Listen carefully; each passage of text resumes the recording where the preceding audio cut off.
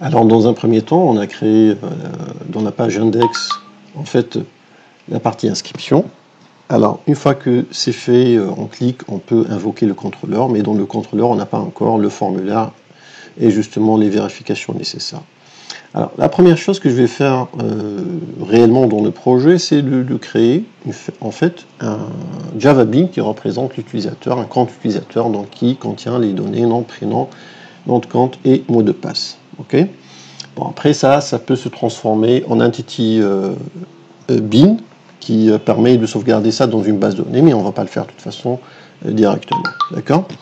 Alors, ceci dit, donc maintenant, ce qu'il faut faire dans notre projet, c'est de créer, en fait, tout simplement, une classe qui, justement, qui représente ce compte utilisateur. Alors, ça sera une classe classique, qu'on va appeler utilisateur, par exemple. Et on va mettre ça où? On va mettre ça dans un package. Bon, je prends le package contrôleur, je supprime contrôleur, et je dis que, tout simplement, c'est modèle. Okay. Puisqu'on est en train de suivre un peu le design pattern MVC, hein, Model View Controller. Donc ça c'est le modèle, l'utilisateur, et l'utilisateur, bon, d'après notre donc cahier de charge, ça contient tout simplement un nom, voilà, un prénom, pardon, alors quoi d'autre? Un nom de compte, pardon, camel case, ok, private, et string mot de passe. Et voilà, on a tout ce qu'il faut pour représenter un compte.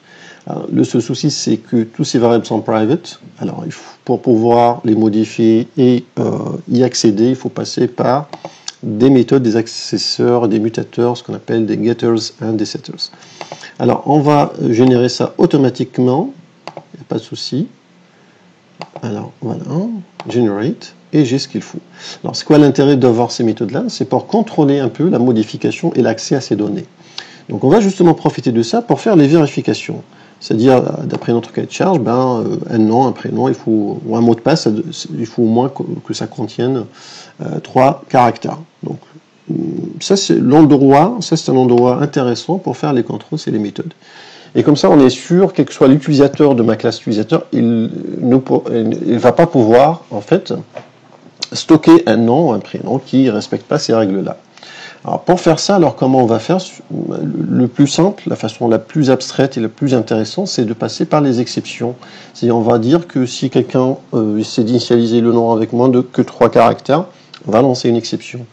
Et comme ça, c'est le code qui va utiliser la classe utilisateur, c'est à lui de gérer qu'est-ce qu'il va faire dans le cas où on a une exception. Alors, dans notre cas, on va voir qu'après, on va préparer des messages d'erreur qu'on va afficher à l'utilisateur. Donc, c'est ça la logique. Alors, pour faire ça, c'est assez simple. C'est-à-dire, il faut créer tout d'abord une exception. On va appeler ça champ invalide exception, pardon. Voilà, ça c'est fait. Alors, ça, c'est pas une exception pour le moment. Pour que ça devienne une exception, il suffit de faire extends exception.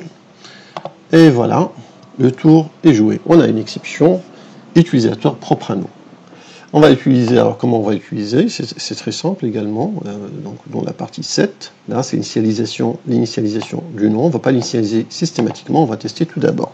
Alors, si tout simplement le nom voyant paramètre, je vais quand même faire un petit trim. Le trim, ça permet en fait d'effacer les chaînes de caractères non visibles comme les espaces, les tabulations, les entrées, etc.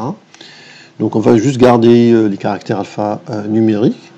Point length, si c'est strictement inférieur à 3, à ce moment on a un petit problème.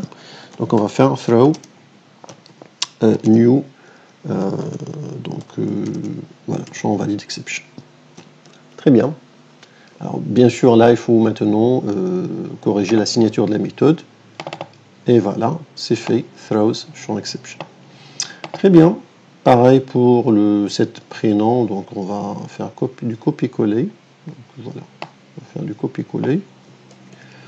Pour le set prénom, voilà. Voilà. Et pour le set nom de compte, et pour le set mot de passe. Le mot de passe, voilà. Bon. Après, pour le mot de passe, si vous voulez mettre 6, on peut mettre même 6 caractères. Hein. Pour des raisons de sécurité, on peut dire qu'il faut au moins 6 caractères pour le mot de passe, il n'y a pas de souci. Et là, on peut je dirais, améliorer les vérifications à fur et à mesure. Ça dépend du besoin de l'utilisateur final. Alors voilà, j'ai ma classe utilisateur qui est prête à être utilisée. Alors comment on sera utilisé?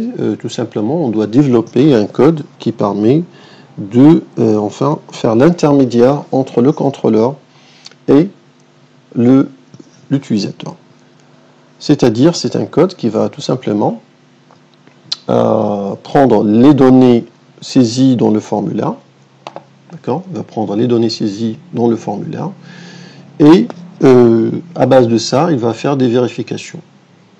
S'il y a des problèmes, il va déclencher, il va remettre la vue avec des messages d'erreur, donc il va générer des messages d'erreur. Et si tout va bien, il va afficher que tout va bien avec les données de création de compte. D'accord? Voilà, c'est ce qu'on va faire dans l'étape suivante de notre application.